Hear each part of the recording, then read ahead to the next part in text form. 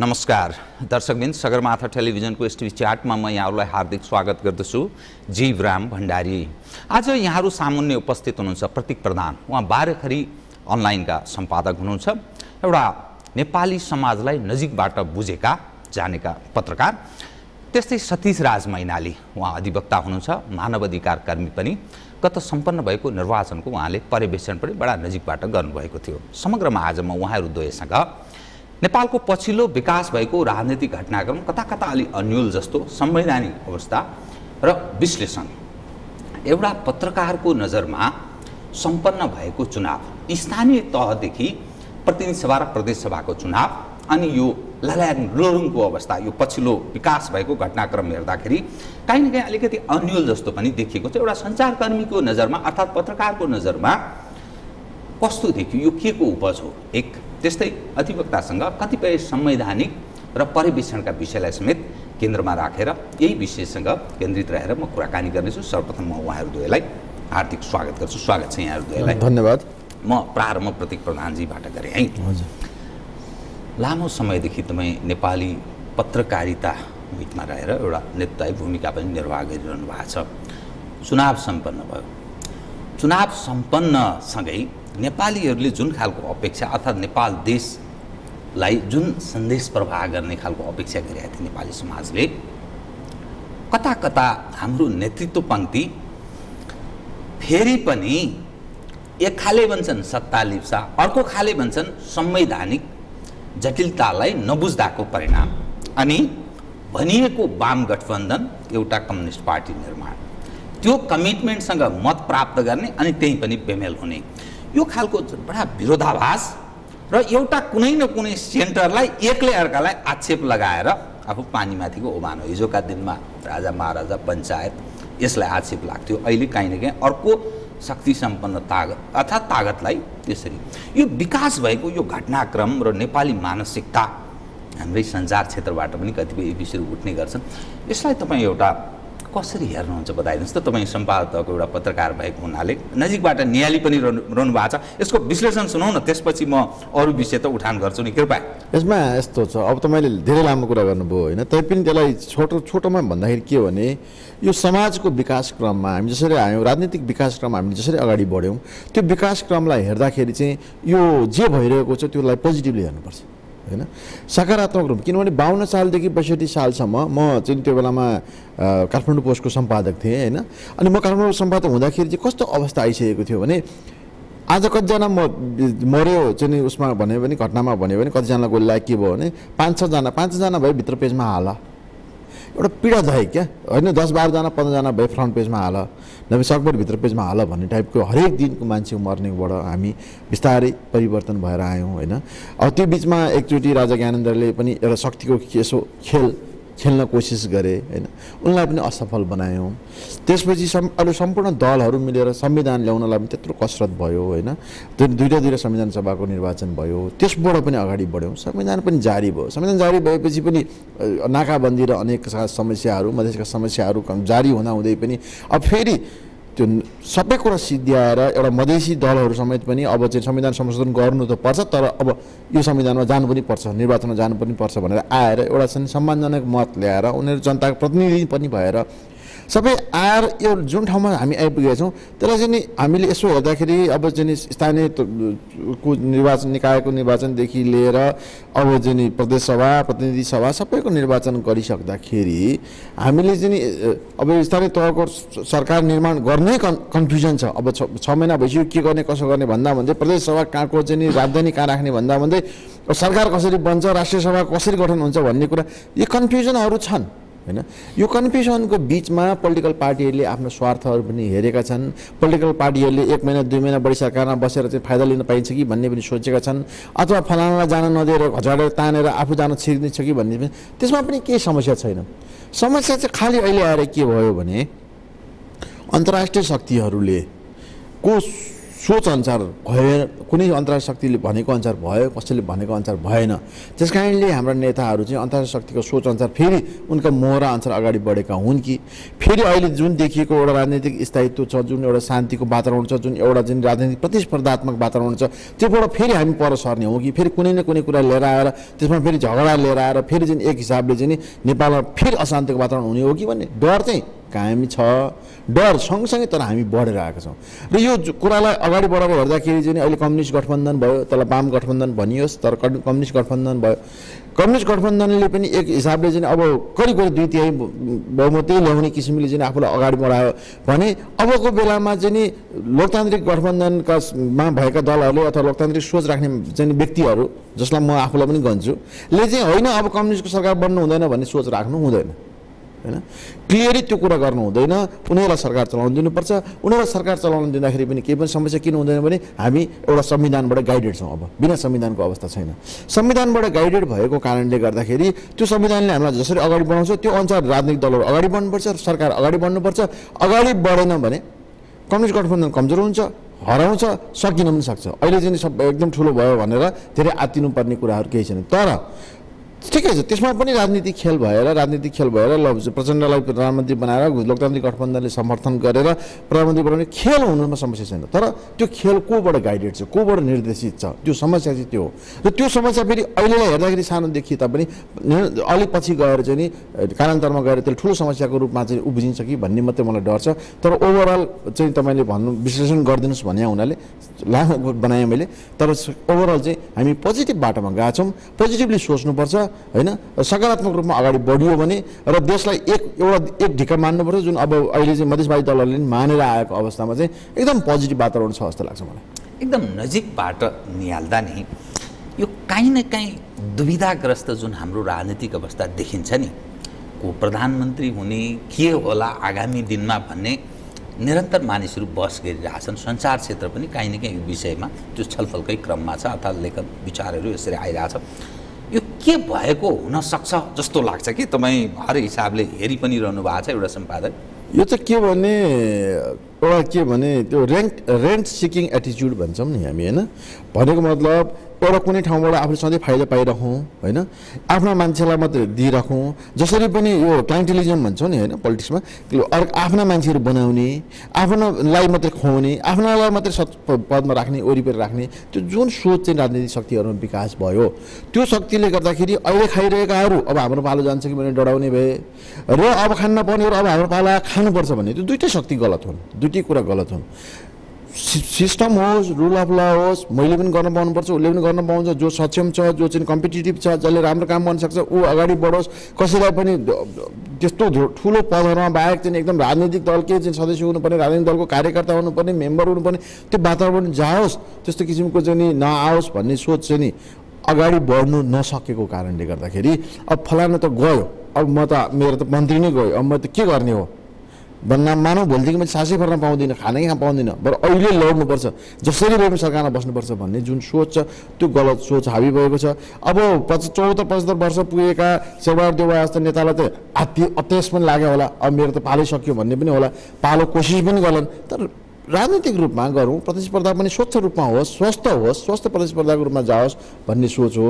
त्यो नभएको कारण चाहिँ के हो भने फेरि पनि भन्छु सबै ठाउँमा सेटिङ छ, सबै ठाउँमा भ्रष्टाचार छ, सबै ठाउँमा चाहिँ नि जनतालाई चाहिँ सिद्ध्याउने, अब थोरै मान्छे अगाडि बढ्ने, जसले मौका पाउँछ त्यसले भ्याइहाल्ने। र मौका अब त के हो भने पहिला मौका पाएर भ्याउने मान्छेहरूलाई चाहिँ जनताले कमसेकम समाजले कमसेकम छिमेकीले यसलाई त यो त खतम हो मान्छे भन्थे, त्यो पनि भन्न छोड्यो। अब त यसले त गर्यो भन्ने भयो। त्यो चाहिँ हाम्रो समाजको सबभन्दा डरलाग्दो पक्ष हो जस्तो लाग्छ मलाई। अर्थात् लोकतान्त्रिक चरित्र त्यो संस्कार त्यस्तो विकास भएको रहेनछ। आश चाहिँ गरौँ होइन, अझै केही समय आशा त गर्नुपर्छ होइन। अब आशा गर्ने पनि पर्छ र परेको बेलामा लड्नु भिड्नु पनि पर्छ होइन। तर समाज सुधार्नु हामीले सोच्नुपर्ने के हो भने भोलिको जेनेरेसनलाई हामीले कस्तो समाज दिएर जाँदैछौँ त होइन। भोलिको जेनेरेसन यही समाजमा फेरि यसरी नै यही किचडमा यसरी नै लडीबुडी गरिराख्नुपर्ने अवस्था बनाएर हामी गयौँ भने हामीलाई चाहिँ नि भोलिको सन्ततिले चाहिँ धन्यवाद चाहिँ भन्दैन यो जेनेरेसनले। सुधार होला भन्ने आश गर्ने ठाउँ छ त यो विकास सुधार अलिकति एटिच्युडनल प्रब्लम छ अझै पनि। त्यही मैले अघि नै भनेको जुन एटिच्युडनल प्रब्लम भनेको जुन क्लाइन्टेलिजमको कुरा, रेन्ट सिकिङको कुरा, आफ्ना मान्छेहरूलाई दिने कुरा, आफूले मात्रै खाने कुरा, सानो ग्रुप बनाउने कुरा, जहाँ पनि सेटिङ गर्ने कुरा, जहाँ पनि भ्रष्टाचार गर्ने कुरा, होइन भूकम्प पीडितलाई ट्याक्सी बाँड्दाखेरि पनि भ्रष्टाचार, उसमा पनि भ्रष्टाचार, जेमा पनि त्यो भ्रष्टाचार गर्ने कुरालाई कमजोर गर्ने फेरि माथिल्लो टप लेभलका नेताहरू जो छन्, जो प्रधानमन्त्री बन्न सक्षम छन्, उनी कोही पनि भ्रष्टाचारबाट एकदम चोखो मान्छे भन्न सक्ने अवस्था कोही पनि छैनन्। त्यस कारणले चाहिँ नि त्यो एउटा चाहिँ नि at the end of the tunnel चाहिँ लाइट चाहिँ छ, होइन। हामी त्यसमा अगाडि बढी पनि रहेको छौँ, फेरि कमजोर पनि भएको छैनौँ, पछाडि पनि परेको छैनौँ। तर त्यसमा अगाडि बढ्ने क्रममा चाहिँ हाम्रो लिडरसिप जो छ त्यसमा चाहिँ एकदम विश्वास चाहिँ गरेर राम्रो गर्छन् भन्ने खालको लिडरसिप पनि छैन है, डर चाहिँ छ। तैपनि यो सिस्टममा चेन्ज गर्नलाई यस्तै किसिमको चाहिँ हामीहरू छलफल विचार जसो जनताहरू अहिले चाहिँ प्रदेश सभाको राजधानीको लागि यत्रो लड्दैछ। जब सिम्पली लेखिएको छ प्रदेश सभा चाहिँ नि संविधानमा लेखिएको छ, मैनालजीलाई थाहा होला होइन, सबैलाई थाहा छ कि 2/3 प्रदेश सभाको 2/3ले राजधानी चुज गरेर सिद्धिहाल्यो नि। त्यसमा हामी झगडा गर्नुपर्ने लड्नुपर्ने कुरा केही छैन। त्यो 2/3 बनाउनेतिर कोसिस गर्न छोडेर यस्ता किसिमको समस्याहरू चाहिँ नि यस्तो समस्याहरूमा आगो बालिदिनेहरू धेरै हुन्छन्। त्यो आगो बल्नु भएन। त्यो आगो किन बल्छ भने मैले भोलि मौका पाउँदिनँ कि म भोलि गर्न सक्दिनँ, म अगाडि बढ्दिनँ कि भने अगाडि बढ्नलाई सबैलाई चाहिँ नि लेभल प्लेइङ फिल्ड हुनु पऱ्यो। लेभल प्लेइङ फिल्डमा सबैले एकहोरो चाहिँ नि आफ्नो क्षमता अनुसार गर्न पाउने अवस्था सिर्जना गर्नु पऱ्यो जस्तो लाग्छ। नेतृत्वको काहीँ न काहीँ अभाव। म यहाँलाई यहीँसम्म रोकेँ, तत्पश्चात म सत्यराज मैनाली। निर्वाचन पर्यवेक्षण पनि तपाईँले गर्नु, तपाईँ एउटा अधिवक्ता अघि लामो समयदेखि मानव अधिकारको क्षेत्रमा पनि काम गर्नुभयो।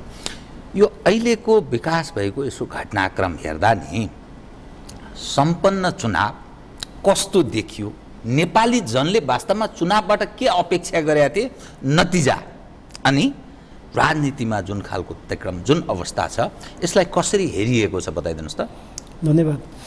के जोडो भन्दाखेरि निश्चय नै परिवर्तनलाई संस्थागत गर्नको लागि नै यो निर्वाचन गरिएको थियो र आशंका के थियो भने निर्वाचन हुन्छ या हुँदैन भन्ने यो आशंकाको बिचमा जुन निर्वाचन भएको छ त्यो असाध्यै सकारात्मक छ, सुखद छ त्यो, होइन।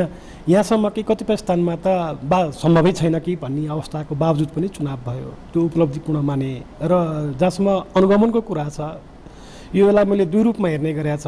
एउटा अनुगमनलाई राज्यले अथवा निर्वाचन आयोगले कसरी हेरेको छ एउटा कुरा, त्यसको के इम्प्याक्ट पर्छ, त्यसले के गर्न सक्छ सक्दैन त्यसलाई हेर्ने कुरा। र त्यो सँगसँगै आएर आम जनमानसले पर्यवेक्षणलाई हेर्दाखेरिको र स्वयं निर्वाचक जो अनुगमन गर्न गएको छ कस्तो भने यसलाई अब्जर्भेसन र मोनिटरिङ भन्ने रहेछ क्या, खास गरी चाहिँ नेपालीमा शब्द उही होला, होइन। त्यो कारणले गर्दा अब्जर्भेसन गर्दाखेरिकोलाई चाहिँ रिपोर्ट पेश गर्यो, सकियो। उम्मेदवार हुनलाई चाहिँदैन केही पनि, उमेरको छेकबार छैन, 25 वर्षभन्दा माथि जोसुकै हुन सक्यो, पढ्नु आवश्यक छैन, तर पर्यवेक्षणलाई छ। जहाँसम्म पर्यवेक्षकको आँखाले निर्वाचन हेर्दा के देखियो भने म कालीकोटमा थिएँ, कालीकोटको पनि कर्णाली पारीको कालीकोटमा थिएँ। निर्वाचन त्यहाँ त निर्वाचन भयो, त्यही ठुलो कुरो भयो। जति पनि समस्याहरू थिए, जति पनि एक खालका गतिविधिहरू, अवाञ्छित गतिविधिहरू जुन भइरहेको थिए, बन्द के अरे त्यो पड्काउने कामहरू आदि इत्यादि, त्यहाँ दोहोरो फायरिङ भएको छ। निर्वाचनको ठ्याक्क 9 गते राति बेलुका नै के भयो भन्दा दोहोरो फायरिङ भएको छ र दुईतर्फ क्याजुअल्टी भएको छ। सहीसाप र मैले तोकेरै भन्न चाहेँ, सहीसाप र प्रहरी यतापट्टि घाइते हुनुभएको छ, बुलेट लागेको छ। त्यसै गरी उतापट्टि पनि यदि क्याजुअल्टी नभएको हुन्थ्यो भने, गोली नलागेको यदि हुन्थ्यो भनेदेखि सायद त्यो ठाउँमा चाहिँ चुनाव हुन सक्दैन थियो। उनीहरूको के रहेछ, जसले निर्वाचनलाई अवरोध खडा गर्न खोजिरहेको थियो त्यो सिधै मैले भन्न सक्छु के भने विप्लव प्रभावित क्षेत्र रहेछ। खास गरी चाहिँ उहाँहरूले के गर्नु भने निर्वाचनको दिनमा बिहानै गएर के गर्ने, जति पनि त्यहाँ सामग्रीहरू छन् सब खोसेर लाने। सुरक्षाकर्मीहरू थोरै छन्, 8-9 जना प्रहरी हुन्छ, त्यस 8-10 जना त्यो को हुन्छ भन्दा म्यादी प्रहरी हुन्छ भने सजिलै त्यसलाई गर्न सकिन्छ भन्ने स्ट्राटेजीका साथ उहाँहरू राति आक्रमण गर्न आउनुभयो। तर भयो के भन्दा उहाँको जुन एक सोचको ठ्याक्कै उल्टो हुने गरी उहाँहरूको जो साथीहरू घाइते हुनुभयो, त्यसपछि ब्याक भयो र त्यहाँ चुनावसम्म भएको हो, नत्र भने हुँदैन थियो। यसरी हेर्दा चुनावै बा हुन्न कि भन्ने सन्दर्भमा चुनाव हुँदाखेरि यो असाध्यै राम्रो छ, सकारात्मक छ, संस्थागत भएको छ कम्तीमा पनि। अब यसले कसरी अगाडि बढ्छ त्यो अलग पाटो भयो, जुन अघि हजुरले भन्नुभयो, होइन, त्यो अलग पाटो हो। तर चुनाव शान्तिपूर्ण रूपमा भयो र तुलनात्मक रूपमा असाध्यै स्वच्छ र उच्च भएको छ। यो चुनावमा प्रयोग भएका तौर तरिका र खर्चको बारेमा मानिस बहस गर्न थाले। तपाईँ एउटा अधिवक्ताको नजरमा र परिवेषण पनि तपाईँले नजिकबाट गर्नुभयो, के देखिया थियो त्यस बेलाको दृश्य? खर्चको हिसाबमा त हेर्नुहोस्, यो असाध्यै महँगो भएको छ। जुन डेमोक्रेटिक अब भनौँ न एउटा सामान्य मानिस चुनाव उठ्न सक्ने अवस्था छैन। चुनाव उठ्नु पर्यो भने मैले 5 वर्ष 10 वर्षदेखि तयारी गर्नु पर्यो, नत्र भने सम्भव छैन। त्यो तयारी के को लागि? आर्थिक हिसाबले तयारी गर्नु पर्यो, नत्र सम्भव छैन। एउटा कुरा यो देखियो। दोस्रो कुरो, हामीले त के गरेका छौँ भन्दा आर्थिक पाटो, निर्वाचनलाई आर्थिक पाटोको रूपबाट हामीले छुट्टै एउटा अनुसन्धान नै गरेर भनौँ न, एक खालको त्यो गरेर खास गरी चाहिँ अध्ययन नै गरेर रिपोर्ट पनि निकालेका पब्लिस गरेका छौँ। यो निर्वाचन पर्यवेक्षण समितिसँग पनि म जोडिएको छु, त्यसको बोर्डको मेम्बर पनि हो। त्यहाँबाट हामीले के गरेका छौँ भन्दाखेरि खास गरी चाहिँ निर्वाचनमा प्रत्येक दल यो वा ऊ दल भन्ने भएन, उहाँहरूको के छ त आर्थिक अवस्था, उहाँले कसरी खर्च गर्नुभएको छ, उहाँहरूको स्रोत के हो, त्यो जुन ऐनले खर्चलाई जुन देखाउनु पर्ने भन्ने जुन गरेको छ व्यवस्था, त्यो संसार भएको छ कि छैन लगायतका कुराहरूलाई हामीले बकायदा एक्सपर्टबाट नै के गरेका छौँ भन्दाखेरि चाहिँ भनौँ अध्ययन गराएर सार्वजनिक गरेका छौँ। त्यो सकारात्मक छैन, त्यो सकारात्मक छैन। निर्वाचन भयो सकारात्मक छ, तर कसरी भए अथवा यसका आर्थिक पाटो लगायतका अघि जस्तै भनियो नि क्यान्टलिजमको कुराहरू, त्यसका पर्दा पछाडिका कुराहरू चाहिँ त्यति सकारात्मक उत्साहवर्धक छैन। अब डेमोक्रेसीमा हामीले इलेक्सन हुनु नै सकारात्मक मान्नु पर्यो, उपलब्धिको रूपमा लिउँ होइन, थप एक्सर्साइज हुँदै जान्छ। म प्रतीक प्रधानजी, निर्वाचन आयोग छ, त्यसले तोक्छ यति खर्च गर्ने योभन्दा नगर्ने, ठ्याक्क त्यो रेकर्ड बुझाउने बेलामा चाहिँ लगत बुझाउँछ नि, यति खर्च भने ठ्याक्कै मिलाएर गर्छ। थ्रो खुल्लम खुल्ला भन्छन् मानिस, यस्तो यति उत्पाद खर्च भयो यो सामान्य मानिसको लागि चुनावमा उम्मेदवार हुने भिड्ने भन्ने त अब सवालै नगरे हुन्छ, त्यस्तो भन्छन् कि। पर्यवेक्षण उहाँहरूले गर्नुभयो, सुरक्षा संयन्त्रको एक खाले भूमिका रह्यो, त्यसलाई भाड्ने अर्को खालको रह्यो, अन्तर्राष्ट्रिय तागत, अनि पर्यवेक्षण चाहिँ आन्तरिक तागतले मात्रै गर्नु, बाह्य पक्षहरूले नि गरे। स्वयं यो 3-4वटा जोडेर बताइदिनुहोस् त, यो कहाँ त्रुटि कमी कमजोरी रह्यो? निर्वाचन आयोग छ, एउटा संवैधानिक अङ्ग, ऐन अनुसार निर्दिष्ट हुन्छ, संविधानले प्रष्ट व्यवस्था गरेका छ। सुरक्षा संयन्त्र छ, त्यसले कसैले बदमासी बेइमानी जे पाए त्यही गरेर गर्यो भने रोक्ने उसलाई अथोरिटी छ, गृहको संयोजनमा त्यो काम हुन्छ। अनि सञ्चार क्षेत्र जो स्थायी निरन्तर रूपले वाचडगको रोल प्ले गर्ने भनेर भन्छ, सञ्चारकर्मीको भूमिका पनि छ, उहाँहरू जस्तो पर्यवेक्षण। यो कहाँ त्रुटि रह्यो जसको कारण? अन्त हामी बिहारसँग नजिक छौँ, बिहारमा लालुहरू नै चुनाव जित्छन्, लामो 60 वर्षीय अनुभव छ। हामी कता जाँदैछौँ? यसले के सन्देश प्रवाह गरिरहेको छ? यो कुन अवस्थामा छ? यो अलिक विश्लेषण गरिदिनुहोस् न। यो विविध 3-4वटा विषयलाई मैले जोडेँ, लामो भयो। मलाई के लाग्यो भने सबैभन्दा पहिलो कुरो त तपाईँले कहाँ त्रुटि छ भनेर सोध्नुभयो होइन। मैले चाहिँ त्रुटि नभएको ठाउँ देखेको छैन होइन। तपाईँ हेर्नुहोस् न, अब राजनीतिक दलहरू जो सरकारमा छन् उसले सरकारमा जुन किसिमको चाहिँ कर्मचारीहरूको सरुवाहरू गर्छन्, जुन किसिमले कर्मचारीहरूको प्लेसिङ गर्छन् होइन, त्योभन्दा पहिले नै हामी चाहिँ निर्वाचन क्षेत्र नै गर्दाखेरि जेरिमेन्डरिङ भन्छौँ नि होइन, आफूलाई सजिलो हुने गरी चाहिँ निर्वाचन क्षेत्रहरू घोषणा गर्ने, त्यो पहिला त्यो नै भयो र त्यसमा पनि सबै दलहरू थिए, सँगै थिए, त्यस कारणले त्यो जेरिमेन्डरिङ धेरै त्यसको असर परेन भनौँ होइन।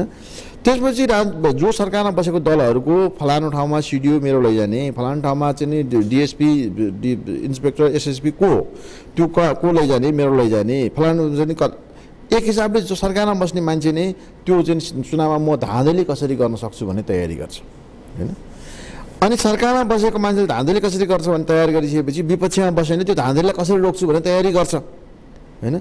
र कतिपय ठाउँमा अब निर्वाचन पर्यवेक्षकहरूले पनि हेर्नुभयो, गर्नु पनि भयो, कतिपय ठाउँमा मान्छेलाई छिर्नै दिइएको छैन होइन, बुथ कब्जै भएको छ। किनभने त्यो गर्न उनीहरूलाई अझै पनि के भने त्यो स्वाभाविक मानिएको छ।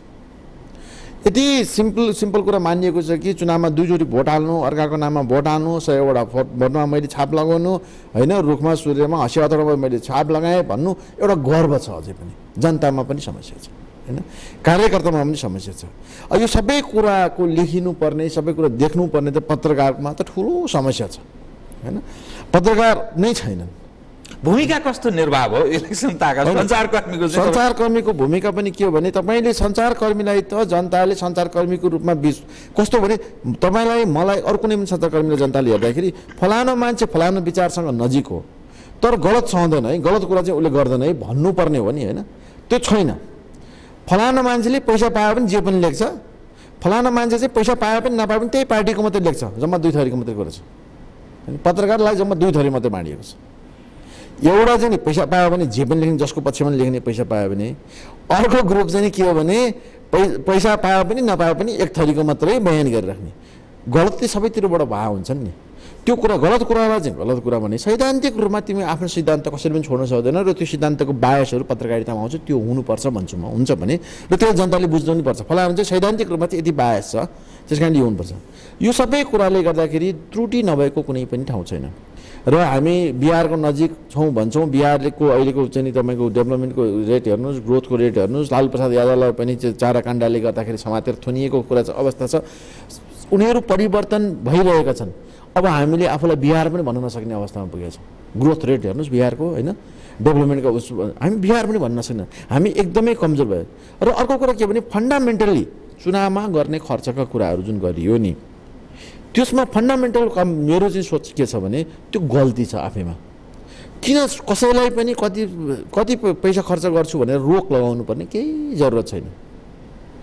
कुरो के हो भने त्यसको फिलोसफी एउटा होला कि गरिब मान्छेले पैसा नहुने मान्छेले चुनाव लड्न सक्दैन भन्ने फिलोसफी होला। तर जसलाई जनताले पत्याउँछ उसलाई जनताले पैसा दिन्छ नि त, होइन? उसले त पैसा उठाउनु पाउनु पऱ्यो, त्यो पनि ओपनली पाउनु पऱ्यो। त्यसमा पनि एउटा चाहिँ एउटा क्याप लाउनु पऱ्यो। फेरि मैले फलानाबाट पाएँ भनेर चाहिँ नि लाखौँ रुपियाँ देखाउनु भएन। प्रत्येक व्यक्तिबाट चाहिँ नि 10,000 रुपियाँसम्म हो कि 50,000 रुपियाँसम्म हो चाहिँ नि प्रत्येक व्यक्तिले चाहिँ सिधै नामै नराखेको पनि दिन पाउने, तर त्योभन्दा बढीको पैसा आयो भने देखिनु पाउनु पऱ्यो। अनि त्यो पैसा कहाँ खर्च गरेर देखिनु पऱ्यो। अहिलेसम्म हाम्रो चुनावमा के छ भने चुनावमा खर्च गर्ने भनेको रक्सी खाने, भोज खुवाउने, होइन, पैसा बाँड्ने सबैलाई। अनि त्यसपछि कार्यकर्तालाई मोटरसाइकल किनिदिने, मोटरसाइकल तेल हालिदिने। त्यो अब एउटा कुरा के भने निर्वाचनमा गरिने खर्चको प्रकारमा चाहिँ चेक गर्नु पर्यो। खर्च भने ल कार्यकर्तालाई तेल हालिदिने कुरा चाहिँ ठिक होला, होइन, मोटरसाइकलमा तेल हालिदिने कुरा अथवा खाजा खुवाउने कुरा, जुन प्रचार प्रसारमा गएकोलाई खाजा खुवाउने कुरा ठिक होला। तर अरू पैसा केमा खर्च गर्छौँ भन्ने कुरामा पो चेक गरिनु पर्यो। अब व्यक्तिगत रूपमा घर घरमा गएर पैसा बाँडिएको कुरालाई चेक गर्न सकिने अवस्था छैन। त्यस कारणले विदेशमा पनि डेभलप कन्ट्रिजहरूमा पनि कसले चुनाव जित्छ भन्दाखेरि हामी धेरै सो अमेरिकाकै कुरा उदाहरण दिन्छौँ। अमेरिकामा पनि जसले सबभन्दा बढी पैसा उठाउन सक्छ, होइन, त्यसले चुनाव जित्छ। या हामी अरू देशहरू जस्तो चाहिँ युरोपियन कन्ट्रिजहरूको पारदर्शी चाहिँ हुनु पर्यो, पारदर्शी हुनु पर्यो, होइन? त्यो कुरामा नजाने हो, पैसा बढी उठाउने कुरामा नजाने हो, त्यसो नजाने हो भने चाहिँ युरोपियन कन्ट्रिजहरूको जस्तो सरकारले अहिले यो चुनावमा ल्याएको भोटको आधारमा उसलाई पैसा दियोस् न चुनाव लड्नलाई, होइन? कुरा चेन्ज हुन्छ नि त। उसँग पैसा हुन्छ, त्यति पैसा मात्रै खर्च गर्ने, त्योमा मात्रै चेक गर्न पाइयो नि। त्यो दुईवटा कुरा नभएको कारणले गर्दाखेरि र अर्को कुरा चाहिँ टिकट दिँदाखेरि नै सबै ठुला पार्टीहरूले कसले पैसा खर्च गर्न सक्छ त्यसलाई टिकट दिने, को गुन्डा छ, को दादा छ, कसले तर्साउन सक्छ सबलाई, त्यसलाई चाहिँ टिकट दिएपछि हामी कसरी परिवर्तन हुन्छौँ?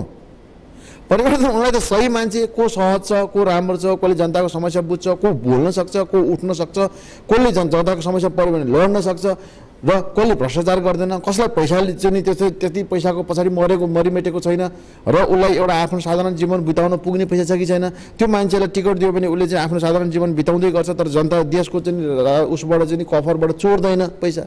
त्यस्तो मान्छेलाई टिकट दिउँ न भन्ने को छ त? नेता को छ? यहाँ त टिकट लिन पहिलाको टर्म के थियो भने पहिला हामीले सुन्दाखेरि र बुझ्दाखेरि पनि टिकट लिन जाँदाखेरि पार्टीले 1 लाख रुपियाँ 2 लाख रुपियाँ हातमा हालिदिन्थ्यो, ल चुनाव जितेर आऊ भनेर। अब टिकट लिन जाँदाखेरि 1 करोड 2 करोड रुपियाँ लगेर बुझाउनुपर्छ टिकट दिनुहोस् भनेर। उल्टो अब त्यस्ता किसिमका मान्छेहरू हामीले चाहिँ निर्वाचित गरेर फेरि निर्वाचित गरेर पठाएको छौँ। फेरि एउटा कुरा के छ भने योचोटि वाम गठबन्धनले 2/3 नजिकै ल्याउँदाखेरि पनि भोटको राजनीति चाहिँ के छ भने हामी जनताहरू चाहिँ भोटको राजनीति परिवर्तन भएको छैन। तपाईँले समानुपातिको सिट हेर्नुहोस्, एकदमै चाहिँ परिवर्तन भएको छैन। भोट हाल्नेले फेरि एकहोरो, होइन? तपाईँले आफ्नो जीवराम भण्डारी भनेर पछाडि भण्डारी छँदै कहिले लेख्न छोड्नुहुन्न भने जस्तो, मैले फलानालाई भोट हाल्छु त्यसैलाई भोट हाल्छु भने जस्तो छ। हामीले त्यसमा पनि के भने चाहिँ एउटा फरकपन ल्याउन सकेका छैनौँ, जनतामा पनि त्यो सोच फरक ल्याउन सकेका छैनौँ। र त्यो कुनै बेलामा एउटा हामी माइन्डसेटबाट चाहिँ गाइडेड थियौँ, किनभने लोकतान्त्रिक दलहरू लोकतन्त्रै थिएन देशमा। त्यस कारण लोकतान्त्रिक दललाई जे भए पनि गल्ती भए पनि कमजोरी भए पनि समस्या भए पनि भोट हाल्नुपर्ने अवस्था थियो। अब त्यो छैन। अब सबै लोकतान्त्रिक दल हुन्। कम्युनिस्ट भनेर आफूलाई नाम राखे पनि उनीहरू पनि लोकतान्त्रिक विधि विधान सबै कुरामा आएका छन्। लोकतान्त्रिक दलहरू लोकतान्त्रिक दलै भए तर मान्छे अनुसार भोट हालिदिएको भए, सही मान्छेलाई भोट हालिदिएको भए, पैसा खर्च नगर्ने मान्छे, पैसा नहुने मान्छे, बदमासी नगर्ने मान्छेले जितिदिएको भए त समस्या चेन्ज हुन्थ्यो नि त होइन। त्यस कारणले समस्या नभएको कहीँ पनि छैन, समस्या सबैतिर छ, तर समस्याबाट भाग्नु भएन। म सत्यसाथ मैनालीजीसँग निर्वाचन आयोग संवैधानिक अङ्ग छ कि, अनि यसपटकको चुनावमा त्यो विभिन्न खाले विवाद त आयो नि त होइन। निर्वाचन सम्पन्न भएपछि निर्वाचन आयोगकै बारेमा पनि प्रश्न उठिरहेछ, राष्ट्रिय सभाको चुनावका विषयमा पनि अनेकौँ प्रश्नहरू उठे। यो समग्र अवस्था संविधान चाहिँ के भन्छ बताइदिनुहोस् त। प्रतिपक्षले जुन कुरा भनिरहेको छ निर्वाचन आयोग संविधान यसो भन्छ भनेर उसले, मैले यसलाई अलिकति फरक ढङ्गले हेर्ने प्रयत्न गरेँ। निर्वाचन सार्वभौमिकताको प्रयोग हो भन्ने हामीले बुझाउनै सकेनौँ। यो सरकारमा म सहभागी हुन्छु यो बाटो हो भनेर नेपाली जनतालाई हामीले कहिले पनि बुझाउन सकेनौँ, जनताले नै बुझ्न सकेनन्। बा यो सरकारको वैधानिकता पनि हो है भनेर न निर्वाचन आयोगले, न दलका कार्यकर्ताहरूले, न जनताले नै बुझे। यो ब्याकड्रपमा हामीले हेऱ्यौँ भनेदेखि चाहिँ के छ भन्दा सबै आफै रुमलिरहेछ। जस्तै अघि उहाँले भन्नुभयो कस्तो भने यो ट्रेन्ड चेन्ज भएकै छैन, भोट ब्याङ्क नै छ। एक रात अगाडि गएर हामीले केही गऱ्यौँ भनेपछि त्यो भोट कता गयो। मैले के जोड्न खोज्दैछु भने यो ब्याकड्रपमा यो भुलभुलैयामा पारेर आफ्नो दुनो कसरी सजाउने भन्नेमा हरेक लागेको छ। त्यसकै भुलभुलैया हो अहिले हजुरको सवाल। संविधानले के भन्छ भन्ने जहाँसम्म सवाल छ, म एकदम क्लियर कट, मलाई कसैलाई खुसी पार्नु छैन। हेर्नुहोस् है, मैले एकदम जे देख्छ त्यो कुरा बोल्दैछु। संविधानले धेरै चाहिँ त्यसरी बोल्दैन भन्छन्, तपाईँहरूलाई चाहिँ म पत्याउँछु कि तपाईँहरू आफ्नो खाले एउटा इमेज बनाएर बस्नु भएको। संविधानले के भन्यो भन्दा कार्यपालिका, व्यवस्थापिका, न्यायपालिकाको कुरा गर्यो। निर्वाचन आयोगले के कसको बनाउने हो, उसले बनाउने भनेको व्यवस्थापिका हो। संविधानले दुई तहको बाइक्यामेरियल हाम्रो भनौँ न दुई सदनात्मक व्यवस्थापिकाको गरेको छ।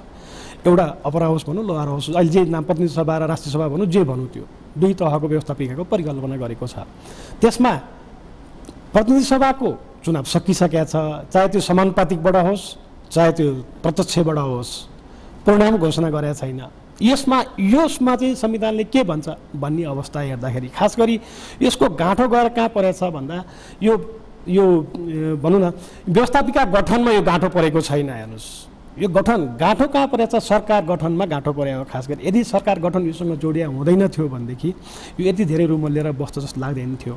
जहाँसम्म सरकार गठनमै गाँठो परेको भए त्यसलाई चाहिँ संविधानले के भन्छ त भन्ने हिसाबले यदि हामीले हेर्छौँ भने यो 76 एकपल्ट हामीले हेर्नुपर्छ, जसमा त्यसले के गर्छ भन्दा चाहिँ कार्यपालिका गठनको व्यवस्था गर्छ सरकारको 76 ले गर्छ, र व्यवस्थापिकाको कसले गर्छ भन्दा 84 ले गर्छ। यो अलग अलग छ है, हेर्छु होइन। ल हामीले त्यो 76 को 1 2 3 4 5 6 7 8 हुँदै त्यो 10 11 सम्म आएर हेऱ्यौँ भनेदेखि चाहिँ त्यो तमाम कार्यपालिकाको व्यवस्थामा जम्मा एक ठाउँमा प्रतिनिधि के अरे यो व्यवस्थापिकाको कुरा आउँछ। व्यवस्थापिका भन्न छु है मैले, त्यसमा प्रतिनिधि सभा पनि पर्यो, राष्ट्रिय सभा पनि पर्यो। के आउँछ भन्दाखेरि चाहिँ सरकार व्यवस्थापिकाप्रति, सङ्घीय व्यवस्थापिकाप्रति जवाफदेही हुनेछ भन्ने बाहेक त्यसमा केही पनि छैन। कार्यपालिकामा अरू व्यवस्थापिकाको रोल एउटा त्यो कतिखेर त्यो यो अहिले मैले भन्दै गरेको कुरा कतिखेर हुन्छ भन्दाखेरि चाहिँ एक दलले बहुमत ल्यायो भने यो कुरा हुन्छ। अहिले वर्तमान परिप्रेक्ष्यमा एक दलले कसैले पनि बहुमत ल्याएको छैन, नल्याएपछि अर्कोसँग मिल्नु पर्यो।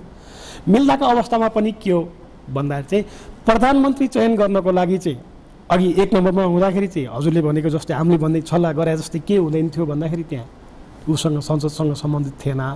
तर त्यो नहुने बित्तिकै बहुमत नआइसकेपछि सदन आवश्यक छ, किनकि दुई दलको संवाद हुनु पर्यो नि त। दुई दलको संवाद बाटोमा गरेर त भएन हैन। त्यसले गर्दा दुई दल कसले सरकार बनाउने हो छलफल गर्नको लागि के हुनु पर्यो भने सदन आवश्यक छ, सदन बस्नुपर्छ। र सदन बस्नलाई प्रतिनिधि सभा लगभग तयार भइसकेको छ। निर्वाचन आयोगले के गरेको छैन भन्दा म यो अर्को पनि गाँठो जोड्न खोज्दैछु है, त्यहाँ बदमासी छ, त्यसकारण म यो गाँठो खोज्दैछु है।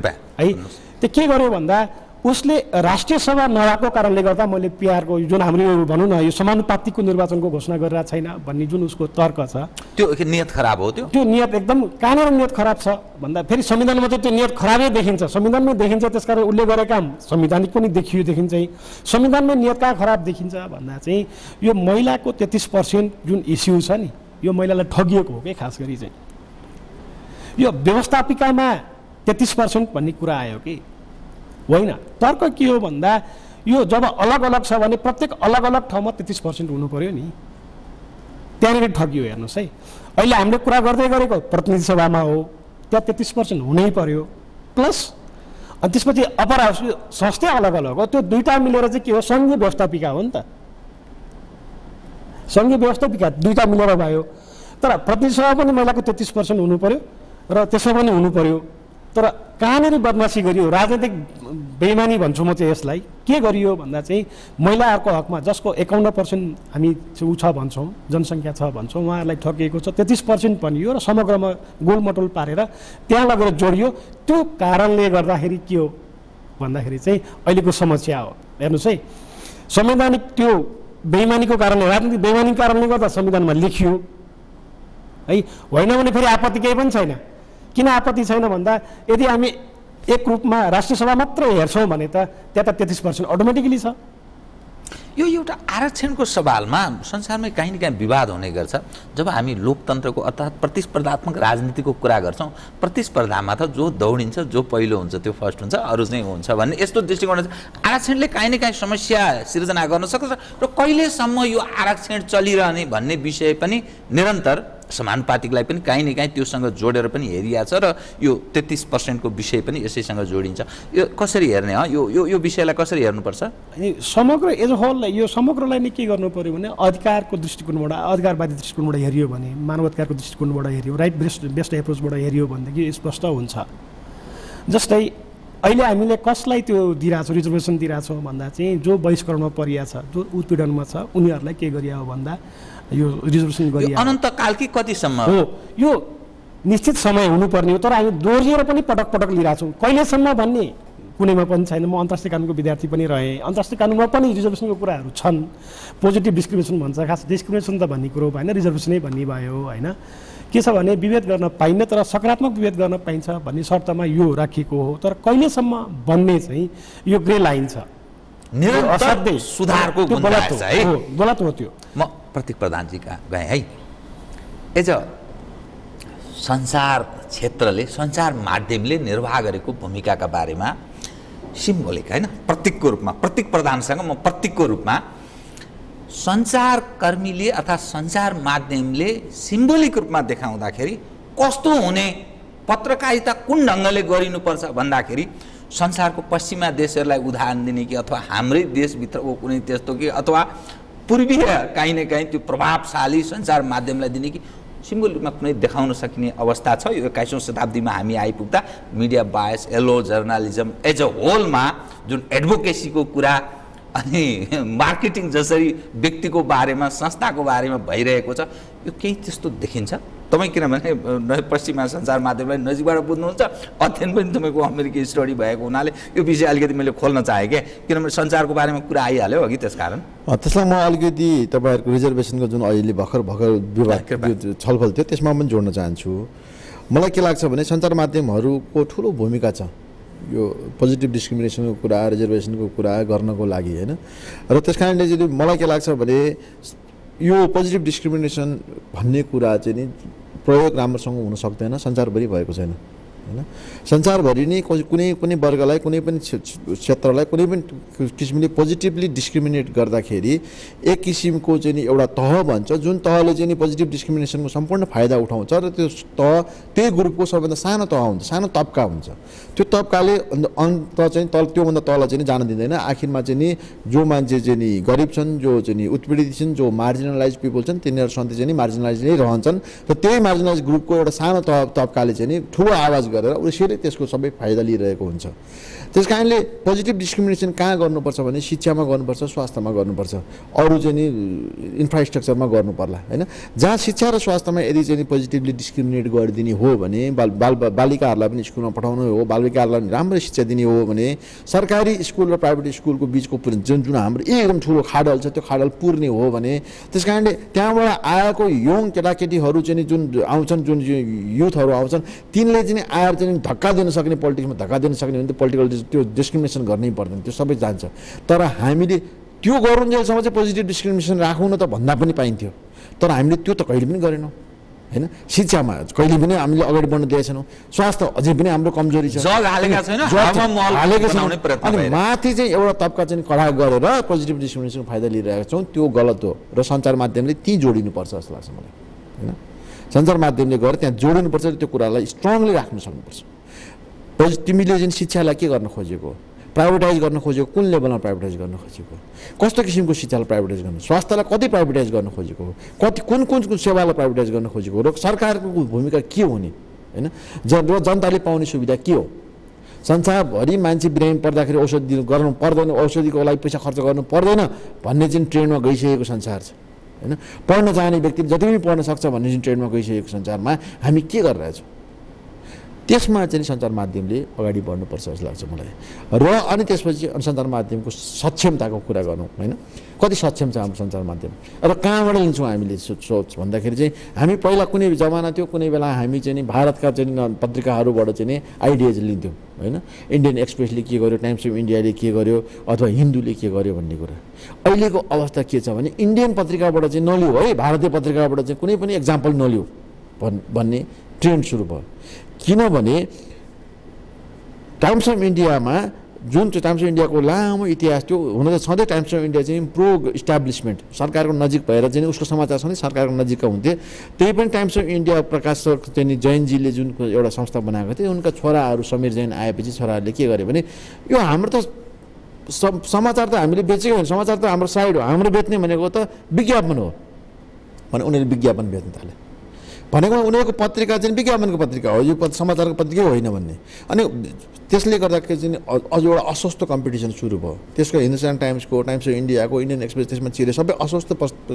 प्रतिस्पर्धा सुरु भयो त्यसपछि टेलिभिजन आयो टेलिभिजनमा पनि कस्तो किसिमको टेलिभिजन चाहिँ अगाडि बढ्यो उनीहरूको टिआरपी कस्तोमा हाई भयो भने ल हेर्नुहोस् यो मान्छे बसिरहेको छ अब 1 घन्टापछि यो मान्छे मर्छ भनेर देखाए हैन त्यतिकै मर्छ बस्दापछि भने अनि त्यो मान्छे 1 घन्टापछि मर्दैन त्यसपछि अर्कोतिर गएर चाहिँ यो खाडलमा एउटा सर्प छिरेको छ अरे यो सर्प कहिले बाहिर निक्लिँदाखेरि एकदम अजिङ्गर भएर निक्लिन्छ अरे भने त्यस्तो किसिमको चाहिँ पत्रकारिता सुरु भयो त्यस कारणले भारतीय पत्रकारिता अब त हामीले होइन भारतकै एउटा सिनियर राम्रा जर्नलिस्टहरू चाहिँ सिन्सियर मान्छेहरूलाई कुरा गर्यो भने हामीबाट नसिक है नसिक हाम्रो पत्रकारिता त सकियो भन्छ हैन त्यसपछि पत्रकारिताको अर्को लेभल भनेको चाहिँ बेलायतबाट सिक्ने होला हैन बेलायतका सिरियस पत्रिकाहरूबाट सिक्ने होला त्यसपछि त्योभन्दा पनि सिरियस त्योभन्दा पनि अलिकति बढी एक्सपोज भएको भनौँ नभए त पुरानो त बेलायती नै हो तर बढी एक्सपोज भएको र हाम्रो भाषासँग पनि फेरि पनि मिल्यो कारणले अमेरिकन जर्नलिजमको कुरा हो तर अमेरिकन जर्नलिजमले पनि अमेरिकामा के भनिन्छ भने त्यो पत्रकारहरू भनेको सबै डेमोक्रेट पार्टीका हुन् 90% पत्रकार चाहिँ डेमोक्रेट पार्टीका हुन् एउटा दुईटा बाहेक भनेर भनिन्छ हैन त्यो पत्रकारिताले पनि 2-4 ठुलो भुलहरू गरिरहेछ अहिले चाहिँ नि अमेरिकाको राष्ट्रपतिको विरुद्धमा जुन हिसाबले चाहिँ नि अमेरिकी पत्रकारहरू अगाडि बढे त्यो हिसाबले हेर्दाखेरि उनीहरूले कुनै बेलामा हामीलाई भन्ने गर्थे अमेरिकन पत्रकारहरूले राजाको शासनमा तिमीहरूले राजाको शासनै भए पनि त ठिक कुरालाई ठिक भन्नुपर्छ नि गलत कुरालाई गलत भन तिमीहरू त जे कुरालाई पनि त राजाको समर्थनै गर्दैनौ भन्थे हामी के भन्छ राजाले पहिले फन्डामेन्टली नै गल्ती गरिसकेपछि अधिकार हाम्रो खोजिसकेपछि उसले गरेका सानोतिनो कुरालाई पोजिटिभ भनेर त लान सकिँदैन नि भन्थ्यौँ अहिले चाहिँ उनीहरू आफै चाहिँ कुनै पनि रूपमा चाहिँ नि ट्रम्पको एडमिनिस्ट्रेसनलाई ट्रम्प सरकारलाई सपोर्ट नगर्ने किसिमले गएको उनीहरूको जुन चाहिँ ट्रेन्ड देख्दाखेरि त मलाई उनीहरूको पत्रकारितामा पनि अब चाहिँ हामीले क्वेसन गर्नुपर्छ कि जस्तो लाग्छ बडा महत्त्वपूर्ण म यसैमा अलिकति जोड्न चाहेँ है जुन बेला अमेरिकामा राष्ट्रपतिको चुनाव भइरहेको थियो त्यस बेला सर्वेहरू आउँथ्यो विभिन्न खाले न्युजहरू पनि आउँथ्यो हिलारी क्लिन्टन 16 आना जित्ने सिएनएनको त्यस्तै बिबिसीको पनि बेलायती बजारको पनि त्यस्तो खाले आउँथ्यो अहिले डोनाल्ड ट्रम्प जुन ढङ्गले जिते र उनले जुन खालको चरित्र प्रदर्शन गरिरहेछन् यो सिएनएन अथवा यी खाले सञ्चार माध्यम बाहेक छन् यिनीहरूसँग कुरा पनि गर्दिनँ यिनीहरूसँग मेरो सँगै सहयात्रा अर्थात् सहज ढङ्गले म बस्दिनँ पनि भन्दा उनले त्यो क्लबमा पनि त्यो जाने काम छोडिदिए भनेर सुन्नमा आयो एउटा पोलिटिकल लिडर एउटा राष्ट्राध्यक्ष र सञ्चार क्षेत्रको सञ्चार माध्यम बीचको यो टसल यसको मूलतः दोषी र यसको के हुन सक्छ निदान भन्छ नि यो कहाँनिर त्रुटि र त्यसबाट सिक्ने चाहिँ के हाम्रो सञ्चार माध्यमले सञ्चारकर्मीले भन्ने मात्रै मेरो आशा है पहिलो कुरो चाहिँ के हो भने सञ्चार त्यही हो सञ्चार माध्यमहरूले के ठाने भने उनीहरूभन्दा ठुलो कोही पनि छैन उनीहरूले जोसुकैलाई पनि राजा जोसुकैलाई रङ्क बनाउन सक्छन् भन्ने उनीहरूले सोचे अमेरिकन सञ्चार माध्यमको केसमा पनि। र अमेरिकन सञ्चार माध्यमकै केसमा पनि पहिला चाहिँ नि प्राइमरीको बेलामा उनीहरू जुन प्राइमरी भनेर तलबाट चाहिँ आफ्नै पार्टीभित्रबाट कम्पिटिसन गरेर माथि आउँछन् होइन, त्यसलाई प्राइमरी भन्छन् उनीहरूले। र प्राइमरी लेभलमै पनि डोनाल्ड ट्रम्पले चाहिँ सिएनएलसँग इन्टरभ्यू दिन मानेन। त्यसले सिएनएलले के सोच्यो भने हामीलाई तिमीले हेप्ने र तिमीलाई देखाउँला भनेर उनीहरूले सुरु गरे होइन। तर भयो के हो भने उनीहरूले भनेअनुसार चाहिँ नि हिलारी क्लिन्टनले जितिनन्, आखिर डोनाल्ड ट्रम्पले जितेपछि डोनाल्ड ट्रम्पको हातमा के रह्यो भने तिमीहरूलाई फेक मिडिया हो भन्न पायो उसले। र कतिसम्म गरिदियो भने चाहिँ नि वासिङटन डिसीको प्रेसिडेन्सियल उसमा जुन पत्रकार सम्मेलन गर्छ त्यहाँसम्म म फेक मिडियालाई बोलाउँदैन नै भनिदियो होइन, गलत मिडिया तिमीहरू गलत कुरा गर्छौ भने। चाहिँ हामी चाहिँ एउटा पोस्ट ट्रुथको जमानामा छौँ अहिले। पोस्ट ट्रुथको जमाना भनेको चाहिँ के हो भने कुनै पनि झुटलाई होइन, त्यो झुट समाचारलाई चाहिँ हामीले कसरी चाहिँ झुटलाई चाहिँ यो सञ्चार माध्यमहरूले समाचार माध्यमहरूले कसरी अगाडि बढाएर त्यसलाई सत्यको रूपमा चाहिँ नि अगाडि बढाइरहेका छन् भन्ने कुरा चाहिँ नि को सिस्टम अहिलेको सोचमा छौँ। त्यही कारण सञ्चार माध्यमहरूले पनि आफैले पनि धेरै कुरा डेभलप गर्नु छ, तर त्यो भनेको इन्टरनेसनल लेभलको कुराहरू हो। इन्टरनेसनल लेभलमा अझै पनि उनीहरू प्रोफेसनल्ली पनि उनीहरू चाहिँ क्षमताको हिसाबले पनि उनीहरू सक्षमताको हिसाबले पनि सबै कुरामा उनीहरू अगाडि छन्। अब हामी त्यहाँ छौँ त? मेरो विचार हामी छैनौँ। हामी कोसिस गर्दैछौँ तर हाम्रो समस्या के हो भने हाम्रोमा पित पत्रकारिता, हाम्रोमा धम्की पत्रकारिता, हाम्रोमा चाहिँ नि एउटा चाहिँ नि एक हिसाबले चाहिँ नि पत्रकारितालाई गलत उपयोग गरेर पैसा कमाउने जुन तरिका छ त्यो त्यसले गर्दाखेरि हामीले के गर्न सकेनौँ भने जुन कुरा चाहिँ नि अब अहिले फेरि चाहिँ सोसियल मिडियाको कारणले गर्दाखेरि पनि मिडिया भनेको को हो, पत्रकार भनेको को हो, पत्रिका भनेको के हो त्यो कुरालाई इस्टाब्लिस गर्न सकेनौँ। त्यस कारणले के भयो भने अब भनौँ न एउटा चाहिँ नि धार्मिक किताब लिएर हिँड्दैमा सबैजना त पण्डित भन्दैनौँ नि होइन, हामी सबैजना पण्डित भनेर त पूजा गर्न लाउँदैनौँ नि। तर अहिलेको अवस्था के भयो भने त्यो धार्मिक किताब बोकेर हिँडेर सबै पण्डित भने जस्तै अहिलेको अवस्थामा जोसुकै पनि पत्रकार भयो, कुनै पनि सञ्चार माध्यममा एउटा चाहिँ सोसियल साइटमा फेसबुकमा ट्विटरमा कसैले केही लेखिदियो भने तपाईँले अहिले एउटा कुरा लेखिदिनु भयो भने त्यो जनताले चाहिँ त्यो पत्रकार हो कि होइन, त्यसले भनेको कुरा पत्याउने हो कि होइन, त्यो सही हो कि होइन, कस्तो किसिमको मिडिया हो, कस्तो किसिमको अनलाइन हो, कस्तो त्यो सोच्दै नसोचिकन भए हुनाले के भयो भने पत्रकारिता त अझै डाइल्युटेड भयो। त्यस कारणले पत्रकारले भनेको पत्रकारिता संस्थाले भनेको हामीले आफैले डाइल्युट गरेका थियौँ। हामीले आफैले कसरी डाइल्युट गरेका थियौँ भने हामी फलाना पार्टीको फलाना उसको जब पत्रकार महासङ्घमा होइन, पत्रकार महासङ्घमा लोकतान्त्रिक भनिने पत्रकारहरूले माओवादीका चाहिँ क्यान्डिडेटलाई चाहिँ अध्यक्षमा जिताइसकेपछि त हामी कति डाइल्युटेड भएर रहेछौँ त होइन, राजनीतिक रूपमा हामीले यति डाइल्युटेड गरिएको रहेछ कि पत्रकार भने वास्तवमा हामी पत्रकारै रहेछौँ, छैनौँ होइन। र कुनै हिसाबले मलाई अलिकति दाग लगाउन मिल्ला, कुनै हिसाबले तपाईँलाई अलिकति दाग लगाउन मिल्ला, कुनै हिसाबले धेरै दाग लगाउन मिल्ला, तर हामी पत्रकारिताको हिसाबले हामी प्रोफेसनल छैनौँ। प्रोफेसनल जर्नलिजम नभएको हुनाले जनताले हामीलाई पत्याउनु पर्ने जरुरत छैन। निरन्तर सुधार पत्रकारिता सबै क्षेत्रमा छ, पत्रकारितामा झन् ठुलो जरुरी छ। सबभन्दा फन्डामेन्टल कुराहरू भनेको चाहिँ के भने देश बनाउनलाई त्यसै चौथो अङ्ग भनेको होइन, कार्यपालिका न्यायपालिका व्यवस्थापिकाले गर्न नसकेको कुराहरू देखाइदिने अङ्ग हो नि। त्यो देखाइदिँदाखेरि नै फलानाको मान्छे हो, फलानाको हो। अनि पोलिटिकल लिडरहरूले पनि व्यापारीहरूले पनि सबैले पनि प्रयोग गर्ने पनि कसरी भने तिम्रो स्वच्छतालाई म कायमै राखेर तिमीले मलाई सपोर्ट गर भन्दैनन्। तिमीलाई म चाहिँ यति पैसा दिन्छु यसो गर्छु, अब मेरोमा आँखा चिम्लेर लाग भन्छन्। त्यो आँखा चिम्लेर लागेको दिन त त्यसको चाहिँ स्वच्छता सकि त भयो नि होइन, त्यसपछि त्यो पत्रकारै भएन, त्यसको पुँजी केही बाँकी नै तर उनीहरू त्यसमा खुसी हुन्छ।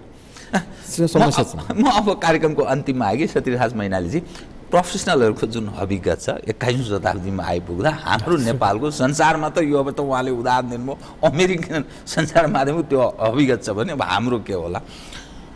तपाईँ यो जुन यस क्षेत्रमा लिगल सेक्टरमा जसरी लामो समयदेखि काम गरिरहनु भएको छ, न्यायालय, संवैधानिक अङ्ग, प्रशासनिक संयन्त्र, सुरक्षा संयन्त्र, प्रोफेसनलहरू एज अ होल सबै निरन्तर त्यो सुधारको हामी कुरा गर्छौँ, असाध्यै विवादमा निरन्तर रहिरह्यो, आफ्नो भूमिका कसैले निर्वाह गर्न सकेन भनेर भन्छ। इन सर्टमा भनिदिनुहोस् है, कुनै सुधारको तपाईँ क्षितिजमा भन्छ नि त्यो सम्भावना देख्नुहुन्छ कि यस्तै गन्जागोल? मैले अघि लालुको उदाहरण दिएँ, भारतमा त्यत्रो लामो एक्सर्साइज भयो, यद्यपि त्यहाँ डेभलपमेन्ट भएको छ, धेरै सुधार त हुँदैछ, तर चुनाव त फेरि लालुकै पार्टी सबभन्दा ठुलो लार्जेस्ट पार्टीको मात्रै जनताले मत दिएको छ। यो के देखिन्छ? यो अवस्थालाई चाहिँ कसरी हेरिनुपर्छ भन्ने मात्रै मेरो आशा है। होइन निश्चय नै यो सुधार नभए त विकल्पै छैन र सुधारको गुन्जाइस छ। केही हदसम्म सकारात्मक सिद्धिने हो कि भन्न खोज्या नि? छैन म यहाँलाई जोडौँ। यो के छ भने पुस्तान्तर हुँदै गएर पुस्तान्तरसँग जब हस्तान्तरण हुन्छ नि त्यसपछि त्यसले केही न केही चेन्ज गरिहाल्छ। जस्तै मेरो बुवाको र मेरोमा धेरै सोच्ने स्टाइल नै फरक छ र म आउने जेनेरेसनको बिचमा सोच्ने स्टाइल तौर तरिका नै फरक पर्छ।